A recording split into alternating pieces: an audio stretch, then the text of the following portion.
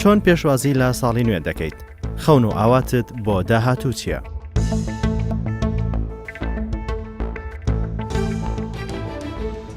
هیوایەکی بەرزەوە پڕ لە ئومێدەوە بەرەو کوردستانێکی ئازاد، هیوادارین چارەسەری هەموو کێشەکان تەبایی و ڕێکریزی ناوماڵی کورد. من وەک هاوڵاتی کوردستان پیرۆزبایی سەری ساڵی زاینی لە سەرجەم گەلی کورد پیرۆز دەکەم و هیوادارم 2018 ببێتە ساڵێکی خێر و بەرەکەت بۆ گەلەکەمە. من وەک کوردێک پیرۆزبایی ساڵی نوێ لە گشت کوردستانیان دەکەم، هیوا دەخوازم ساڵی 2018 پڕ لە خێر و خۆشی بێ بۆ کوردان و هیوادارم ناوماڵی کورد ڕێک بخرێت.